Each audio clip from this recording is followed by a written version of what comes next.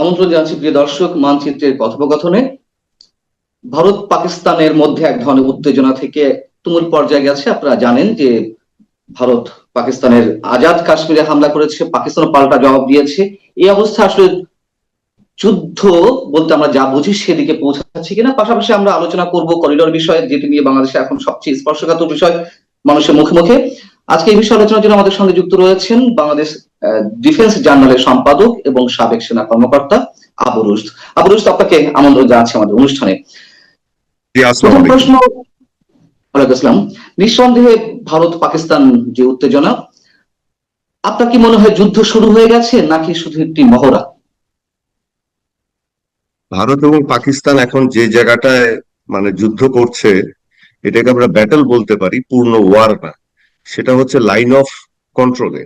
আপনার পেহেলগাম আক্রমণ ঘটনাটার পর পাকিস্তান পাল্টা ব্যবস্থা হিসেবে 1972 সালে যে ভারতের সাথে সিমলা চুক্তি হয়েছিল, সেই সিমলা চুক্তিতে আপনার কাশ্মীরের পাকিস্তানের কাশ্মীর এবং ভারতের কাশ্মীর, এই সীমানাটাকে আগে লাইন অফ কন্ট্রোল বলা হতো। সেটা ওই 1972 সালে সেটাকে পরিবর্তন করে আন্তর্জাতিক সীমানা হিসাবে স্বীকৃতি দেওয়া হয়।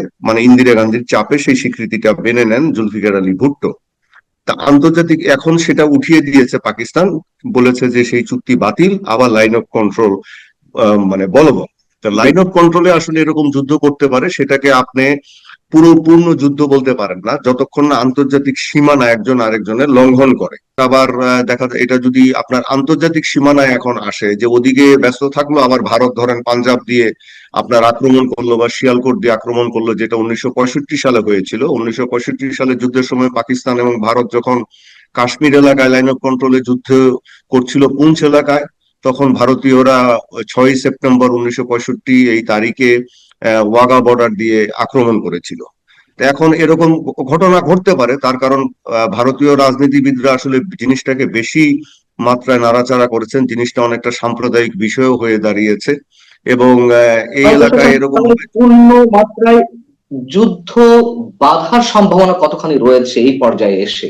থাকতে পারে, এটা অস্বাভাবিক উপায় নাই। তার কারণ হচ্ছে যে এখন পর্যন্ত দেখা যাচ্ছে, এবং 2019 সালে তার আগে কার্গিল যুদ্ধেও যে দেখা গেছে যে ভারতীয় বিমান বাহিনী খুব বাজে পারফরমেন্স দেখিয়েছে। কার্গিল যুদ্ধ ভারতের কয়েকটি যুদ্ধ বিমান পাকিস্তান ফেলে দিয়েছিল। আর 2019 সালের ফেব্রুয়ারিতে তো আপনারা দেখেছেন যে ভারতের উইং কমান্ডার অভিনন্দনকে তারা আটক করতে সমর্থ হয়েছিল। ওনার বিমান ধ্বংস হয়ে যাওয়ার পরে তিনি প্যারাশুট দিয়ে পাকিস্তানের ভূমিতেই নেমেছিলেন। সুতরাং এই ধরনের বিষয়গুলো আসলে ভারতের বিমান বাহিনীর মান মর্যাদার একটা প্রশ্ন রয়ে যায়, এবং ভারতীয় রাজনীতিবিদদেরও একটা মান মর্যাদার প্রশ্ন রয়ে যায়। তারা একটা রেটরিক যেটা তৈরি করে, হুজুগ যেটা তৈরি করে, আপনার সাধারণ মানুষকে ধর্ম দিয়ে আপনার পাগল বানিয়ে ফেলা। আবার পাকিস্তানিদের যেগুলো মাথা গরম করা জিনিস আছে, সেই জিনিসগুলোকে আমরা উড়িয়ে দিতে পারি না। তাদের দেশেও আপনার যে রাজনৈতিক পরিস্থিতি, সেই জিনিসগুলোকে আমাদেরকে দেখতে হবে।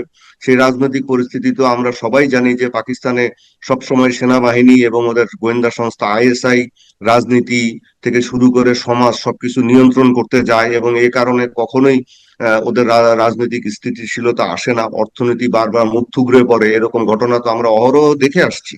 তো এখন সেই জিনিসগুলোর থেকেও আবার নজর সরানোর একটা ভালো উপায় এসছে আর কি পাকিস্তানের কাছে। তারাও এটাকে কাজে লাগাবে, তারাও এটাকে জজবা দিয়ে আপনার সামনে এগিয়ে নেওয়া যাওয়ার চেষ্টা করবে।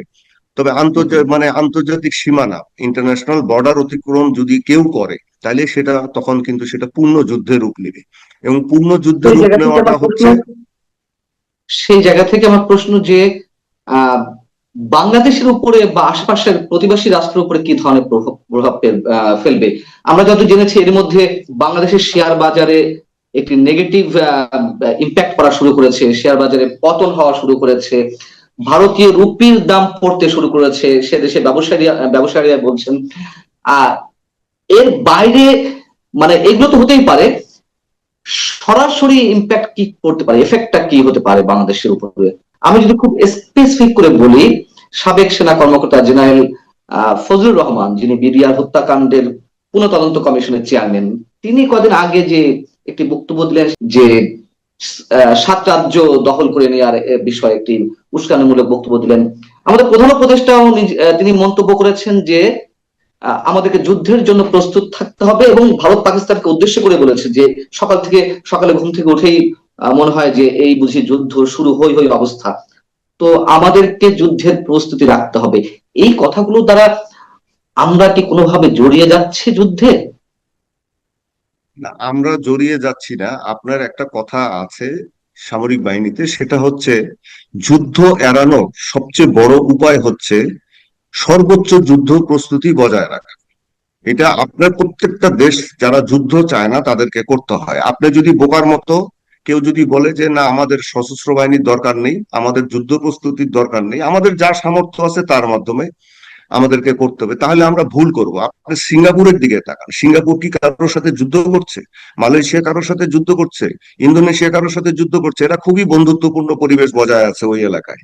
কিন্তু প্রত্যেকের সেনাবাহিনীর দিকে আপনি তাকান, আপনি ইন্দোনেশিয়ার সেনাবাহিনীর অবস্থান দেখলে আপনি হতবাক হয়ে যাবেন, এটা মিনি সুপার পাওয়ার। আপনি সিঙ্গাপুরের সেনাবাহিনী one of the finest in the world, তাদের ইকুইপমেন্ট এবং ট্রেনিং এ এগুলো করা হয় অনেক কিছু বিবেচনা করে। এখন দেখেন আমরা একটা ছোট দেশ, আমাদের হয়তো সামর্থ্য নাই এত বড় সশস্ত্র বাহিনী বা মানে অস্ত্র শস্ত্র প্রসার, আমরা কিন্তু কি করতে পারি, আমরা আমাদের মানে যে জোটবদ্ধতার মাধ্যমে আমরা আমাদের নিরাপত্তাটাকে রক্ষা করতে পারি। সেই জোটবদ্ধতা হচ্ছে কি, বড় শক্তির সাথে আমাদেরকে সামরিক সহযোগিতার মধ্যে গিয়ে, সেটা আমেরিকা হতে পারে, সেটা চীন হতে পারে, তুরস্ক হতে পারে, ইন্দোনেশিয়া হতে পারে, যে আমরা যদি জোটবদ্ধ হই তাহলে আমাদের এত চিন্তা করতে হবে না। আচ্ছা, এখন আসেন যে জেনারেল ফজলুর রহমান যে কথাটা বলেছেন। জেনারেল ফজলুর রহমান অবশ্যই বাংলাদেশের একজন জাতীয় বীর, এটা অস্বীকার করার উপায় নেই। স্যারকে আমি ব্যক্তিগতভাবে চিনি, এবং স্যার যেটা বলেছেন, আমি যদিও স্যারের কথার সাথে ওনার কথার সাথে মানে আপাতত একমত না, কিন্তু আরেক দিকে আমি মানে ওনার কথার সমর্থন না করলেও বলি যে উনি খুব একটা ভুল মানে বলেননি। কারণ উনি যখন এই কথাগুলো বলেছেন তখন ভারতীয় কয়েকজন জেনারেল এবং ভারতীয় আপনার চ্যানেল গুলা, বিভিন্ন টিভি চ্যানেল এবং অন্যান্য ইউটিউব চ্যানেলে যারা প্রভাবশালী আছে, তারা অব্যাহতভাবে অযথাই বাংলাদেশের বিরুদ্ধে বিভিন্ন রকমের কথা বলে আসছিল, যে বাংলাদেশ দখল করব, রংপুরের এলাকা, শিলিগুড়ি করিডোর ওই এলাকা আমরা দখল করে নিয়ে যাব। এই সমস্ত কথাবার্তা তারা বলছিলেন, যেন বাংলাদেশ একটা মানে কিছুই না, বাংলাদেশকে টোকা দিলেই বাংলাদেশ পড়ে যাবে। তা তখন সম্ভবত জেনারেল ফজলুর রহমান উনি মানে ক্ষোভের থেকে এই কথাটা কাউন্টার করেছেন। এখন আমাদের এখান থেকে শুধু উনিই করেছেন, আর কেউ করেননি। আর ভারত থেকে কিন্তু অনেকেই করেছেন, যদিও এই কথাটা সেগুলো প্রতিবাদ তো আমরা করছি, কিন্তু প্রতিবাদ করতে গিয়ে কি আমরা উস্কানিতে যেতে পারি? আমরা উস্কানির এটাকে আপনি বলতে পারেন যে টিট ফর ট্যাটের মতো উনি করেছেন। যদিও আমি তো বললাম যে উনি যে সরাসরি বলেছেন যে আমরা উত্তর পূর্ব ভারত দখল করে নিব চীনের সহযোগিতায়, চীনের সাথে মিলে, এইটা একটা রেটরিক, এটা উনি বলেছেন। এখন এই রেটরিক তো ইন্ডিয়া থেকে বেশি হয়। এখন উনি হয়তো কাউন্টার করেছেন, এখন বাকিটা উনি ভালো বলতে পারবেন, বিকজ উনি একজন জেনারেল ছিলেন। আর ডক্টর ইউনূস যেটা বলেছেন যে বাংলাদেশের যুদ্ধ প্রস্তুতি দরকার, এই কথাটা আসলে আমাদেরকে ওইভাবে বিবেচনা করতে হবে যে উনি বিমান বাহিনীর মহড়া দেখতে গিয়ে কথাটা বলেছেন। আমাদের যুদ্ধ প্রস্তুতিটা একটা দেশের সবসময় থাকতে হয়। যুদ্ধ প্রস্তুতি থাকার মানে না যে আমরা আরেকজনের সাথে যুদ্ধ করব। আপনারা আমাদেরকে মনে রাখতে হবে যে বাংলাদেশ কখনো আগ্রাসী শক্তি নয়, কিন্তু কেউ যদি আমাদেরকে আক্রমণ করে তাহলে আমরা কিন্তু ছেড়ে দিব কি, আমরা আমাদের আত্মমর্যাদার জন্য আমরা মরে যাব।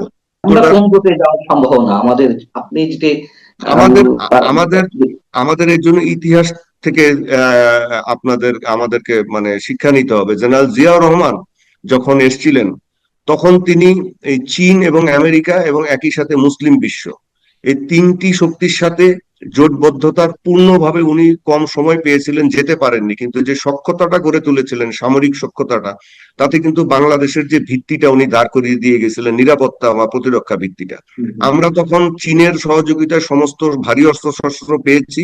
আবার একই সাথে আমরা অনেকেই হয়তো জানেন না যে মার্কিন যুক্তরাষ্ট্র আমাদেরকে পার্বত্য চট্টগ্রামে যুদ্ধ করার জন্য আমাদেরকে হেলিকপ্টার দিয়েছে, আমাদেরকে আমাদের সেনাবাহিনীর সমস্ত আপনার কমিউনিকেশন ওয়্যারলেস সেট দিয়েছে, আমাদেরকে সফিস্টিকেটেড রাডার দিয়েছে, যেই রাডার এখনো আছে, আমাদেরকে ট্রেইনার যুদ্ধ বিমান আমেরিকা সরবরাহ করেছে, এবং আমেরিকা আমাদেরকে তখন কূটনৈতিক ভাবে যথেষ্ট সহায়তা করেছে।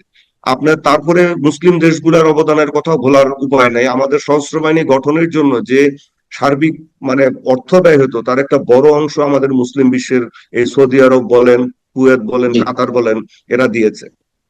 তো এইগুলো আমাদেরকে মাথায় রাখতে হবে, আমরা একদম ছেড়ে দিলেও হবে না। তার কারণ ধরেন আমরা অবশ্যই এগুলো খুবই ইম্পর্টেন্ট আমাদেরকে ভবিষ্যৎ নানান ধরনের দিক নির্দেশনা আমাদের নিজেদের জন্য বা আমরা কোন পথে যাব অবশ্যই ইতিহাস থেকে আমাদেরকে বাছাই করে নিতে হবে, কিন্তু পাশাপাশি এই ইতিহাসও তো রয়েছে একটি, যেমন বললেন আপনি ধর্মীয় দৃষ্টিকোণ থেকে মানে মুসলিম বিশ্বের জায়গা থেকে, আরেকটি তো রাজনৈতিক বা ভূ আঞ্চলিক যে ভূ রাজনৈতিক যে প্রেক্ষাপট সেখান থেকে যদি বিবেচনা করি তাহলে সেখান থেকে কি বলবেন? যে পাকিস্তানের কথা বললেন, যে চীনের কথা বললেন, যে আমেরিকার কথা বললেন, স্বাধীনতা যুদ্ধে তো তারা আমাদের বিরোধিতা করেছে, এবং সবচেয়ে বড় প্রতিবেশী রাষ্ট্র যদি ভারতকে আমরা বিবেচনায় নিই, বিবেচনা মানে কি, এটা তো সত্য কথা, সেই জায়গা থেকে আমরা আহ কোনটিকে গ্রহণ করব?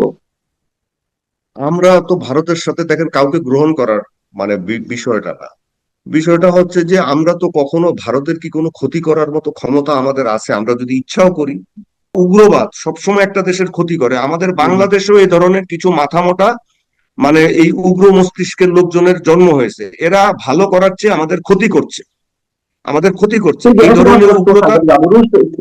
সেই জায়গা থেকে আমার প্রশ্ন, ভারতের বিরুদ্ধে আমাদের অসংখ্য অভিযোগ রয়েছে, সেই অভিযোগগুলোর বাস্তব ভিত্তিও রয়েছে, এটা যেমন সত্য কথা।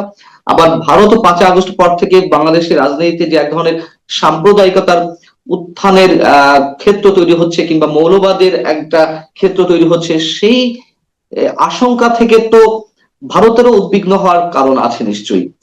তো সবকিছু মিলিয়ে আপনি যেমন বলেন রেটুরের কথা বারবার বলছেন, সেখানকার মানুষের এখনো উস্কানি দিচ্ছে, আজকে সকালেও যেগুলো দিয়েছে আপনি বলছেন, এবং ভারতের যে অবস্থা, তাদের যে মনোভাব বাংলাদেশের প্রতি, সবকিছু মিলিয়ে আপনার কি মনে হয় যে ভারতের কোনো ধরনের আক্রমণের কোনো সম্ভাবনা আছে বাংলাদেশে?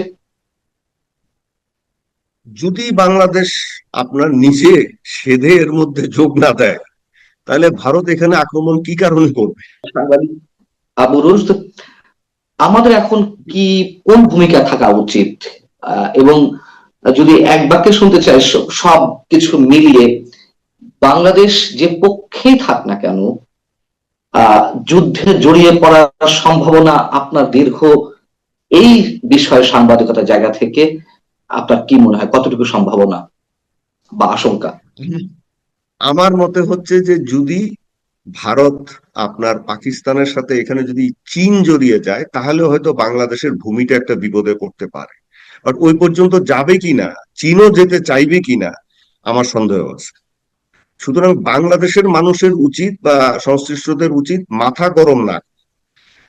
আমরা ব্যক্তিগতভাবে কে কার পক্ষ নিলাম, কোন দিকে নিলাম না নিলাম সেটা অন্য বিষয়, সেটা নিতেই পারে, কিন্তু মাথাটা ঠান্ডা রাখেন, উগ্র কোনো কথাবার্তার দিকে যেন আমরা হেলে না পড়ি। এটা বাংলাদেশের জাতীয় অস্তিত্বের ক্ষতি করে, আমাদের নিরাপত্তা ডক্ট্রিনের ক্ষতি করে।